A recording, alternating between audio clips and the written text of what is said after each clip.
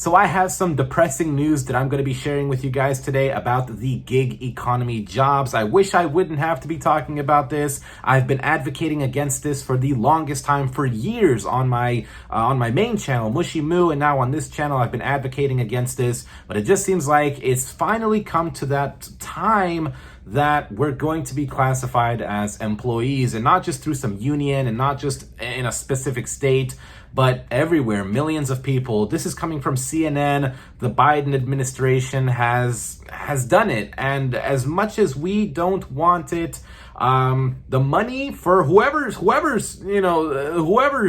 sending them the money to get this done just is more money than we could ever give them. So the Biden administration, let's go into it. The Biden administration is proposing a new labor rule that could classify millions of gig workers as employees, a move that would challenge the low-cost labor models behind Silicon Valley heavyweights such as Uber, Lyft, and DoorDash. Now, I'm assuming, right, it's not just going to be these three. Any app that you do that you are labeled an independent contractor is going to fall under this new labor rule. The proposed rule, announced by the Labor Department on Tuesday, aims to broaden the test that determines whether workers are entitled to protections such as minimum wage and overtime pay under federal law. Now, this is something that we don't get being independent contractors. As an independent contractor, you can choose whatever hours you want to work. If you want to work in the mornings or evenings or overnight, you can work however many hours you want to. Me personally, I do 35 to 40 hours a week.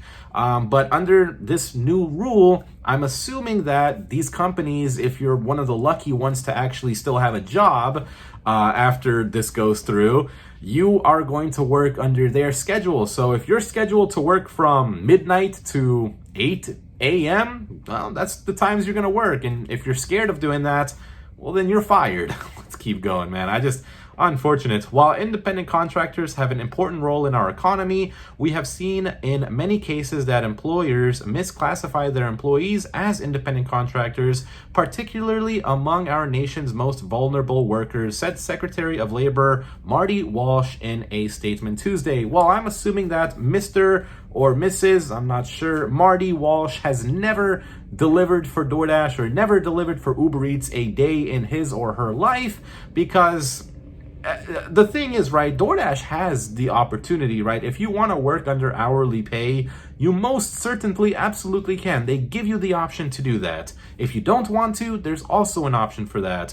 But because of this Secretary of Labor, he or she knows much better than the person that's out working 70 hours a week. The new rule would affect workers in a wide range of industries like home care, trucking, delivery services, and hospitality, according to the Labor Department. But we all know that for the most part, this is going to be about, the gig driving jobs.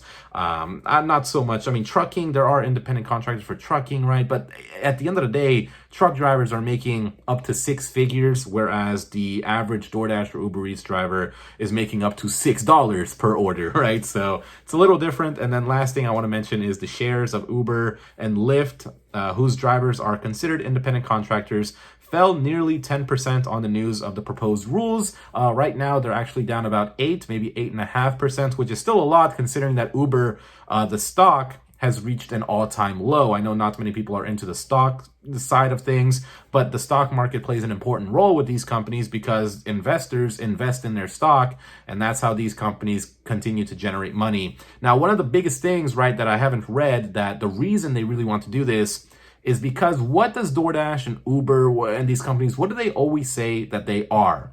That's right.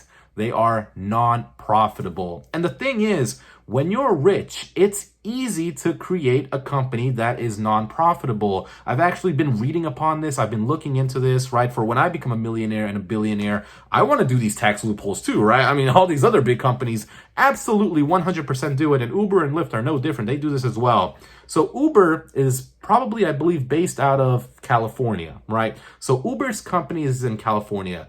Now, I don't know for sure, right? This is all speculation, but they could, right? Not saying they do, but these companies, they could have a company in Belize. Now, that's another country that's out of American jurisdiction, out of American tax laws. So in America, they would pay, I don't know what it is. I guess if you make like $1 million in California, you get like $400,000 taken in taxes, right? So they don't keep a lot of money in taxes. In Belize, right? If they have a company in Belize, that they take 1%, right? So you can imagine now how much money they're saving. And the thing is, right? Let's just keep it on Uber because Uber's kind of like the bigger one here, or DoorDash, whichever one you want. So DoorDash's company is in America. DoorDash makes all of this money, right? They're making a ton of money, millions and millions, probably billions of dollars a year, but they owe debt to another company that they own in Belize, right? So that debt, they have to pay that debt off. So now they're negative. They don't have any money because they paid off the debt that they had in Belize, and Belize only wants 1%. I hope you understand what I'm saying here. And it's not just these companies that do it. Politicians do this. Any big corporation, Walmart does this, Publix, right? I'm pretty sure any rich person, right, wants to pay less taxes. And the thing is, those are the types of loopholes that absolutely exist. And it's unfortunate, man, because even if we're employees, they can still do this. They can still have a company in another country that they pay to keep up and running, right? Because that other business needs money, right? So even though we're the ones getting screwed, they still will make millions and billions of dollars. The CEOs will still make millions and billions of dollars. And the only person here that gets screwed is the little person, the driver. You and me, we're the only ones that get screwed by this because we can't do that. We don't have enough money to open up a business in another country and then send our money over there, right? It's a loophole that literally exists. Look it up. Like, companies do this. CEOs, big businesses do this. So let me know. It just sucks, man. Let me know your thoughts down below in the comments. Now, I don't want it to get political, right? For one thing, I don't want it to get political. The Biden administration is the one doing this, but who would have not?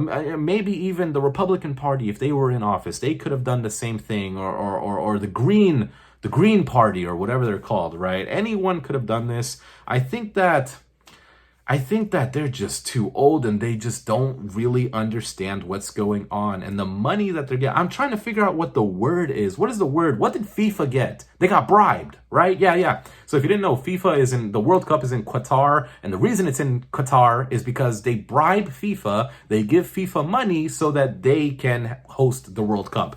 This is exactly the same thing that goes on in politics. It's another word for it. I forgot what it is, but bribing is just kind of like an easier term, I guess. They're paying money to the politicians so that we can become employees. Let me know what you guys think about this down below. I don't like it. Have a good night, guys.